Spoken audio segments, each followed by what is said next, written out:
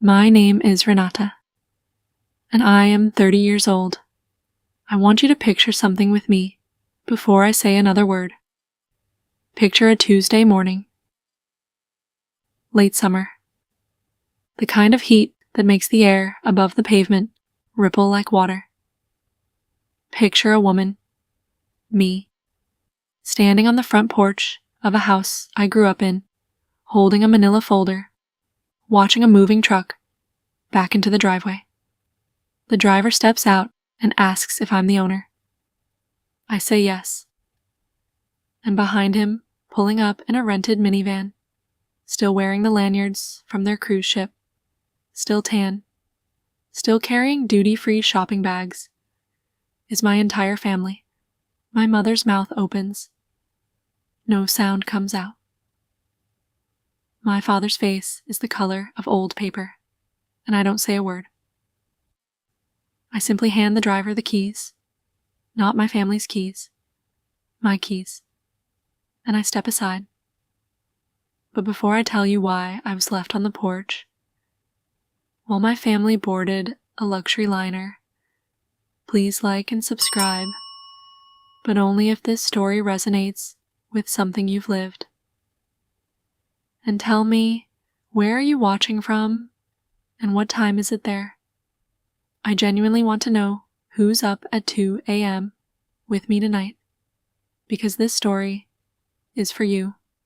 I am the third of 4 children. I am also, as I understand it now, what family therapists call the scapegoat, not the favorite, not the golden child, not Goyim, not even the invisible middle child who gets lost in the noise.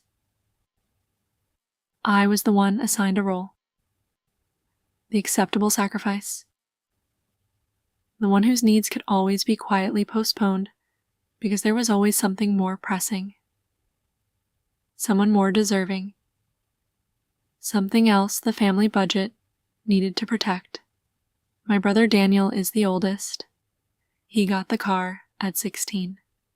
He got the college fund at 18. He got the family's undivided celebration at every milestone he has ever reached. My sisters, Priya and Leanne, are the beautiful ones. I don't say that with bitterness anymore. I say it the way you describe weather. They were the ones people looked at.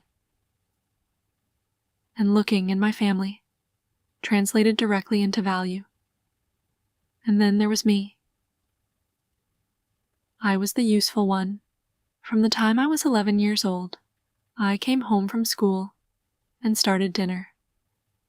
Not because my mother was ill, not because there was a crisis, but because it was simply understood, without ever being said, that this was my function.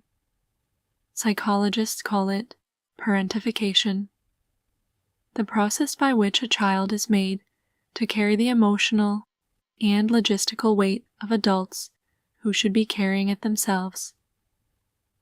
I called it Tuesday. When Daniel needed help moving across 3 states, I drove the truck. When Priya had her first baby and needed someone to stay for 2 weeks, I took unpaid leave from my job. When Leanne's marriage started falling apart, and she needed someone to listen at midnight, it was my phone that rang. And every single time, the favor was received the way you receive a service from someone you've hired. Efficient, expected, unremarkable. There was no reciprocity built into our family architecture, because reciprocity implies that both parties have equal standing. I did not have equal standing. I had conditional worth. Worth that was activated only when I was useful, and quietly revoked the moment I asked for anything in return. I didn't fully understand that until the summer they all went on the cruise and left me behind to watch the house. The house that, as it turned out, was already mine. It was a Sunday dinner. The kind my mother still insists on. The good plates, the cloth napkins, the performance of togetherness. My father stood up before dessert. He had the look he gets when he's about to announce something he's already decided. Shoulders back.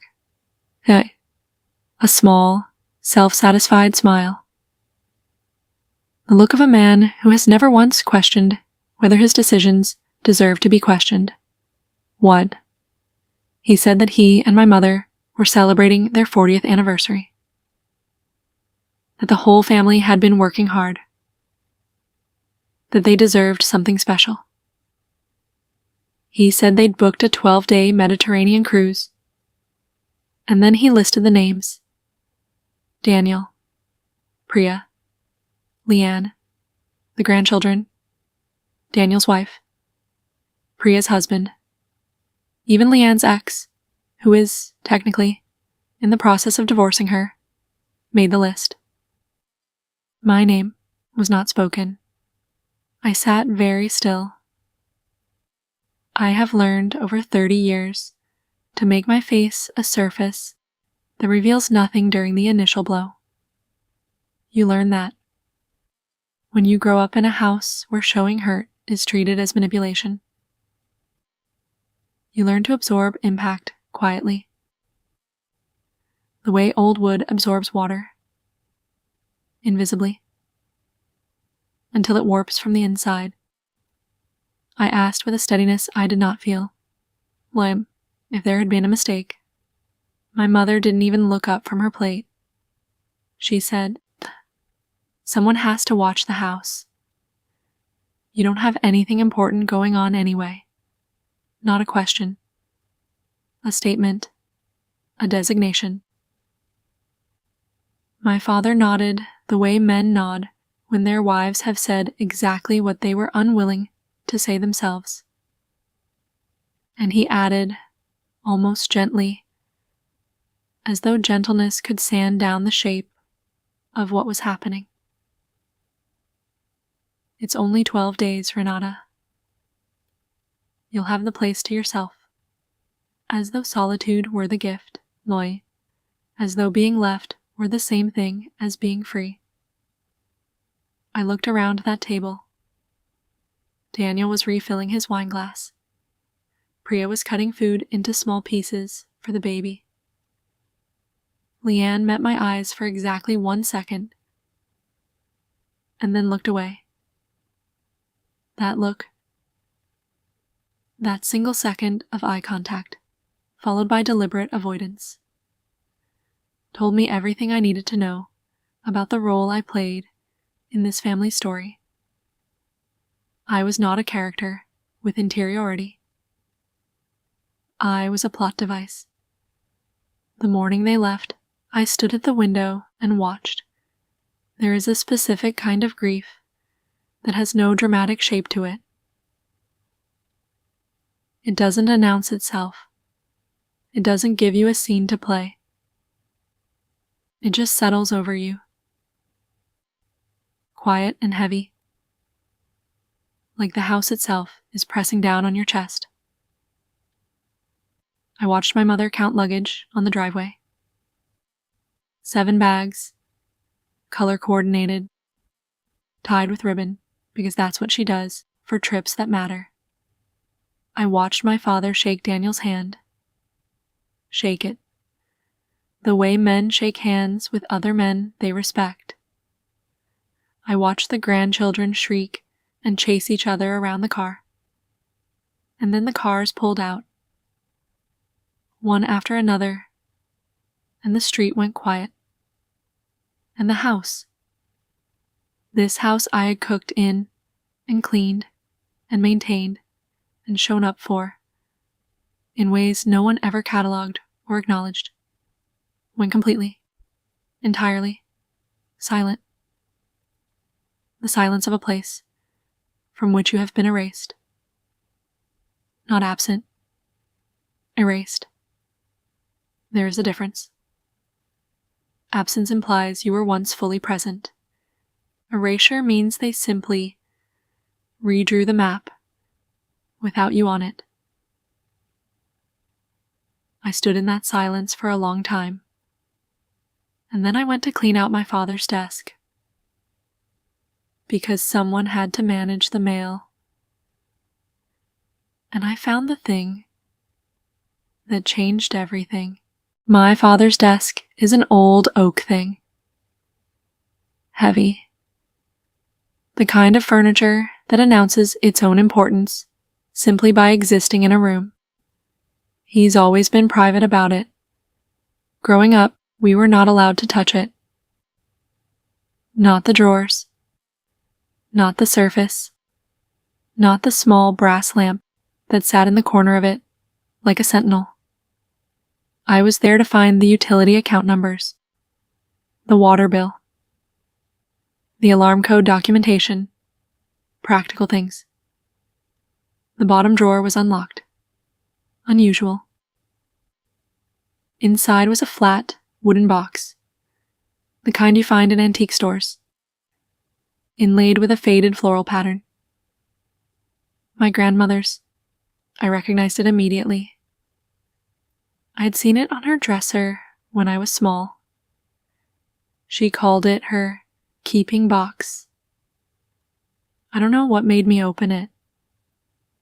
Maybe 30 years of being the one who cleaned up everyone else's messes had given me an instinct for the things that were meant to stay hidden.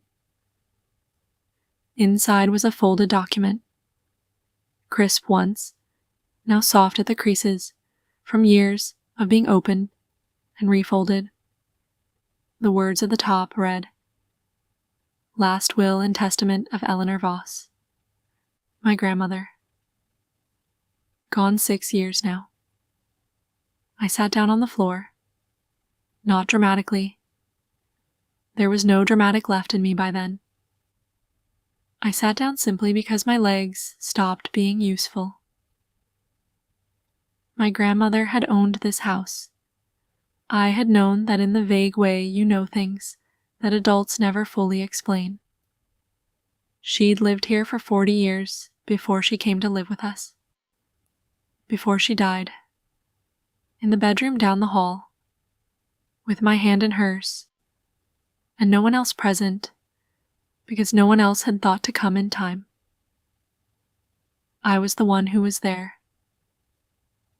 I was always the one who was there, and she had known that. The will was explicit, precise, written in the careful language of a woman who had anticipated resistance. The house, the property, the land, everything, was to pass directly to me, Renata Claire Voss, not to my parents, not to be divided, to me. Alone. There was a note in her handwriting, paper-clipped to the back. It said, "You were the only one who sat with me when I was afraid of the dark." The house knows your hands. I read it 3 times. My hands were shaking. I spent the rest of that day making calls. I found a property attorney, a woman named Margaret Osei, recommended by a colleague, the kind of attorney whose office is quiet and whose voice is quieter still, and who has the specific energy of someone who has seen every version of this story before. I emailed her a photograph of the will that same night.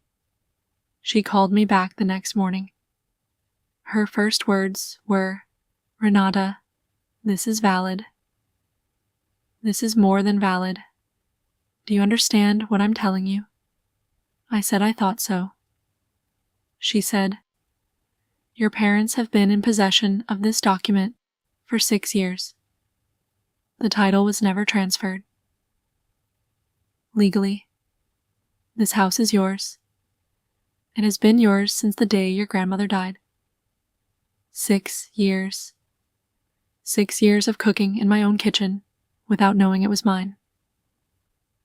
6 years of being dismissed and designated and left behind. In a house that was already carrying my name inside a box my parents hoped I'd never open. Margaret's voice was careful when she told me what my options were. I was careful too when I told her which one I was choosing. I had 12 days. Margaret moved with the efficiency of someone who has seen families unravel over property lines before and has no patience for sentimentality in legal proceedings. The title transfer was filed. The documentation was verified, recorded, and returned to me in a folder that I kept on my kitchen counter.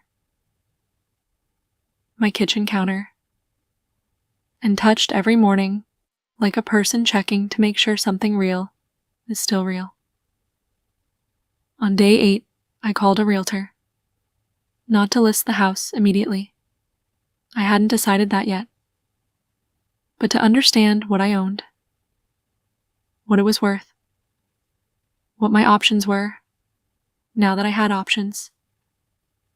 The number she gave me was one I had to write down and look at twice. On day 10, I changed the locks. I want to be honest with you about how that felt. People imagine these moments as triumphant. A swelling of music, a clenched fist, righteous fire. It wasn't like that. Lem. The locksmith was a quiet man named Roy, who asked no questions and did precise work. I stood in the doorway and watched him work, and felt, mostly a kind of low, steady grief. Not for what I was doing, but for the fact that it had to be done at all. For every version of me that had stood in this house and believed my worth was something I had to perpetually earn. When Roy left, I sat on the porch steps, and I waited. They came back on a Tuesday. The minivan pulled up first. I watched from the porch, the same way I had watched them leave. Still, hands quiet in my lap, face arranged into something neutral. My mother was the first to notice the moving truck. She stepped out of the van with a shopping bag in each hand and tilted her head the way she does when she encounters something that doesn't immediately compute. Daniel got out next. He looked at the truck. He looked at me. He looked at the man standing beside it. He said, "Renata, what is this?" I said, "The movers are here for my things." Leanne's door opened slowly. She's always been the one who senses atmospheric shifts before she understands them. Like an animal that feels the pressure change before the storm arrives. My father was the last out of the car. He walked toward the front door with the automatic confidence of a man approaching his own home. Keys already out, hand already reaching, and the key did not turn. He tried it twice. Then he turned and looked at me. My father's face, in that moment, was the color of chalk. Not white exactly, but that particular shade of gray-white. That skin becomes when the blood has left it in a hurry. I stood up from the porch steps. I said, "The locks were changed. I can explain everything. But I need you to understand first that I am not explaining as a request for your permission. I'm explaining as a courtesy. My mother said my name, just my name, in a voice I had never heard from her before. Small, uncertain, like a question she didn't want answered. I told them about the will, about Grandma Eleanor's keeping box, about Margaret, about the title transfer that had been recorded and returned, and was now sitting in a folder on the kitchen counter of a house that had been mine for 6 years, while they treated it, and me, as though neither of us had any value they hadn't personally assigned. Daniel said it had to be a forgery. I handed him Margaret's card. If you were in my shoes, would you have let them in for one night? Type yes or no in the comments. I genuinely want to know. They cycled through the stages quickly. Denial first.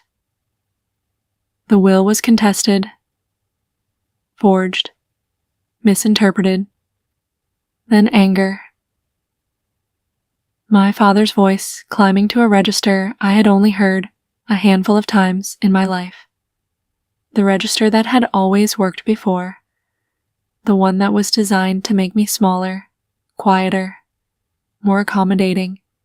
I noticed, standing there on that porch, that it didn't work anymore. That is the thing no one tells you about doing the slow, unglamorous work of understanding your own conditional self-worth. The work of therapy and journaling, and 2 a.m. realizations, and choosing, over and over again, to believe you are worth more than the function you perform. No one tells you that one day, without announcement, the volume that used to collapse you simply stops landing. Then came bargaining, and bargaining is where the language of family loyalty always makes its entrance. My mother sat on the porch steps, the same steps I had been sitting on when they arrived, and she looked at me with the expression she reserves for moments when she needs something. Not the blank dismissal, not the performance of togetherness. The need face. The face that says you are important to me, because I require something from you right now. She said, "We are your family, Renata. Blood doesn't just disappear." I looked at her for a long moment. I said, "You're right. Blood doesn't disappear." But I noticed that blood didn't buy me a cruise ticket. Blood didn't put my name on the list. Blood didn't stop you from handing me a house key and a utility bill and driving away. So I need you to help me understand. When exactly does blood apply? Because from where I'm standing, it seems to activate precisely when you need a favor and go quiet every other time. No one spoke. The moving truck driver looked at his clipboard. I did not sell the house that day. I want to be precise about that. Because this is not a story about revenge. I eventually did sell it. 6 months later, after living in it alone for the first time in my life, and understanding, room by room, what it felt like to inhabit a space without shrinking to accommodate someone else's comfort. The money went into an account. My account. And a portion of it went toward a down payment on a place that is small and imperfect and contains not a single object that carries someone else's expectation. My parents are renting now. We are not in contact. That is not a dramatic statement. I don't say it to land a blow. I say it the way you describe a weather pattern that has shifted. Factually. Without performance. My chosen family is 3 people, and a dog, and a neighbor, named Constance, who leaves bread on my doorstep when she bakes. It is smaller than what I was born into. It is incalculably warmer, I want to leave you with something that took me a long time to learn. The scapegoat role is not something you are born into because you deserve it. It is something a family system assigns because someone has to absorb the dysfunction so everyone else can maintain the fiction that they are fine. You were not too sensitive. You were not too difficult. You were not too much. You were assigned a weight that was never yours to carry. Setting boundaries isn't revenge. It isn't cruelty.